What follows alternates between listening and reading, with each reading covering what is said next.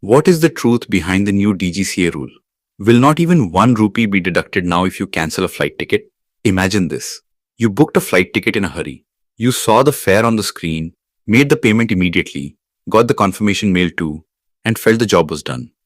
But a few hours later, you realized the date was chosen wrong, the family plan changed, or the meeting itself got postponed. Now, the very first fear that comes is not about the travel, but about the money. Because here, the pain of cancelling a ticket is often bigger than the pain of cancelling the journey itself. People feel that maybe missing the flight would hurt less, but what gets deducted in the name of cancellation charges hits the pocket directly. Amid this anxiety, DGCA has now issued a rule that has caught the attention of lakhs of passengers. In the civil aviation requirements, dated the 24th of February 2026, DGCA added a look-in option, and it becomes effective from the 26th of March 2026. This is the change because of which the discussion started that now no extra charge will be levied on cancelling a ticket. But this is exactly where the biggest twist is hidden. The headline says one thing, and the actual rule says something else. To say that now, not even 1 rupee will be deducted when you cancel a flight ticket is not completely correct. The DGCA rule clearly says that during the 48-hour look-in option window, the passenger can cancel or amend the ticket without any additional charges, but this facility does not automatically apply to every booking. There are time-based conditions attached to it, and in case of amendment, the prevailing fare of the revised flight will still have to be paid. So this is not zero-cost freedom, but limited condition protection. This is exactly the difference that matters the most, because the public often gets the headline, but not the fine print of the law. Now understand in simple language what this look-in option actually is. According to DGCA, the airline will have to give a 48-hour window after booking. During this window, the passenger can cancel the ticket or make amendments to it. The airline will not charge any additional charge for cancellation or amendment. This sounds like a very big relief, and in reality it is. Because if someone chose the wrong date in a hurry, the family plan changed because of some emergency, or the itinerary had to be revised a few hours after booking, then the fear of a heavy penalty that existed earlier can now reduce. But the law is not saying that in every situation the full money will be returned exactly as you paid it. It is saying that in this specific window, the airline should not impose an extra cancellation charge. That is why, while understanding this rule, it is very important to focus on two words: additional charges. If you cancel, then no extra cancellation fee should be imposed. But if you amend, then for the revised flight, you may still have to pay the normal prevailing fare. DGCA has written this clearly in its text. This means if you booked a cheap date and the fare on the new date is higher, then you will have to pay that difference. So this rule is not completely free rescheduling. It only says that the airline should not trouble you by imposing a penalty type extra charge, as long as you are within this safe 48-hour window. Now another condition comes in here, and it is a very important one. According to DGCA's document, this facility will not be available when the departure of a domestic flight is less than 7 days away from the booking date, and in the case of an international flight, less than 15 days away from the booking date.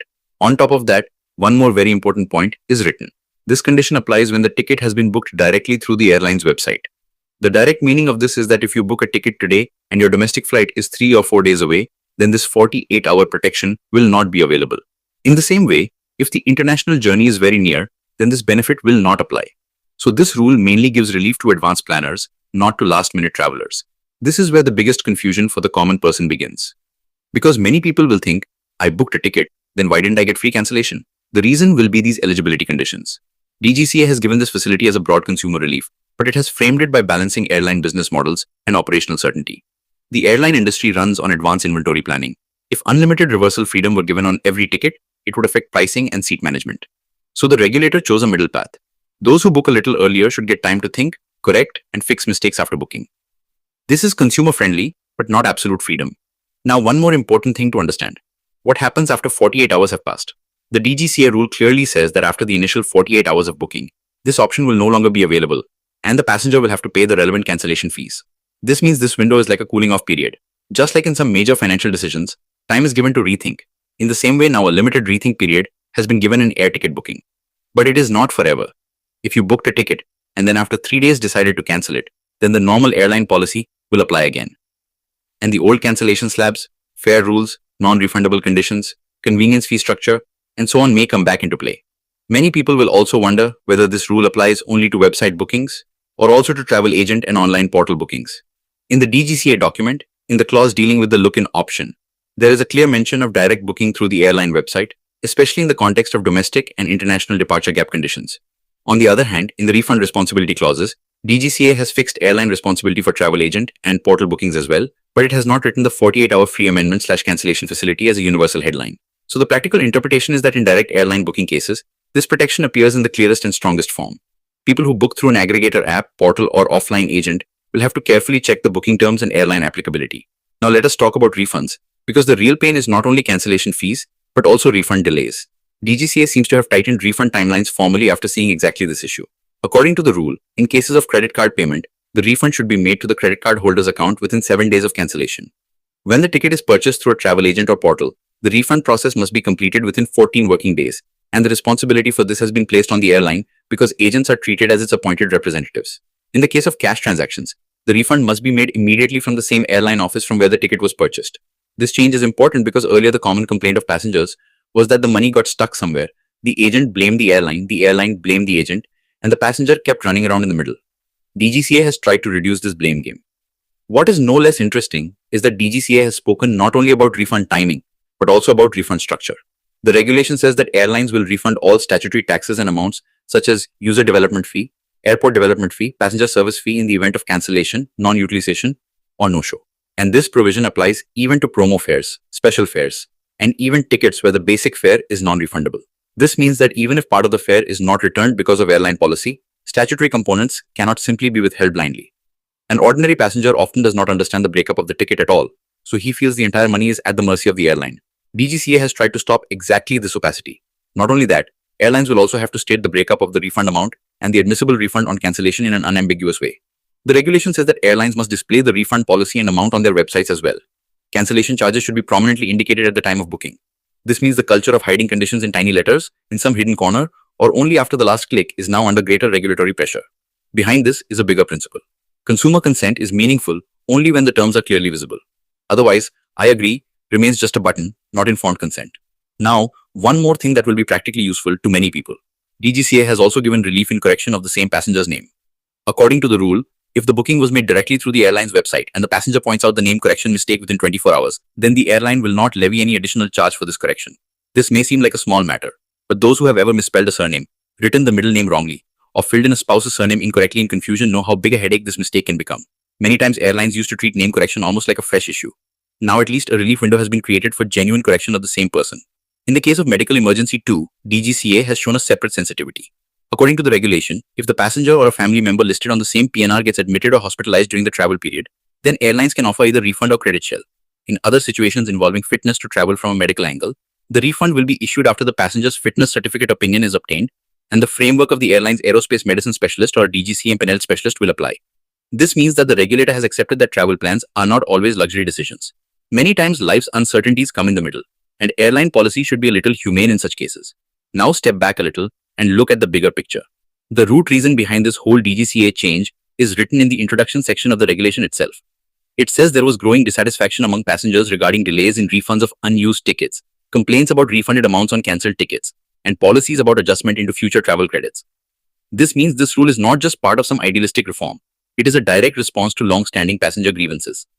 The aviation sector became more competitive, ticketing became digital, discounts became aggressive, but consumer frustration also increased. It became easy to book after seeing a low fare, but flexibility in changing situations was proving very expensive. The regulator has now tried to address that same imbalance. But here too, a very important caution is needed. This new rule does not mean airlines have suddenly scrapped all cancellation policies. DGCA itself has written in the regulation that the airline or its agent cannot levy cancellation charges higher than the basic fare plus fuel surcharge. This means there is an upper framework for charges, but beyond the 48-hour look-in period, the normal cancellation regime still survives. This means that if your ticket does not fall within that eligibility window or you cancelled after the time had passed, then charges may still apply. So, consumers should not get carried away and assume that every ticket has now become free cancelable. The rule is giving protection, but condition-based protection. What is the most practical lesson for passengers? First, if possible, make such bookings directly through the airline's official website, especially when your journey is more than 7 days or 15 days away and there is some possibility that the plan may change. Second, as soon as the booking is done, recheck the date, route, name, timing, and passenger details. Third, if you notice a mistake, do not wait. The 24-hour and 48-hour windows pass very fast. Fourth, understand the refund breakup and stay aware of statutory taxes. Fifth, if you are booking through a portal or agent, keep the written terms safely. Because although the responsibility for the refund ultimately lies with the airline, in a dispute, it is the documentation that helps. These points come directly from the spirit of the DGCA regulation, and they can save the ordinary passenger from unnecessary loss. The most interesting part of this new rule is that it is not just a free cancellation rule, but an attempt to restore trust. When the consumer knows that after booking, there will be some time to rethink. The refund will not be held up, hidden charges will be shown prominently, and basic mistakes will not be punished financially, then air travel becomes not just a luxury, but a more predictable service. And this is the real success of any regulated sector, to move the consumer from shock towards certainty.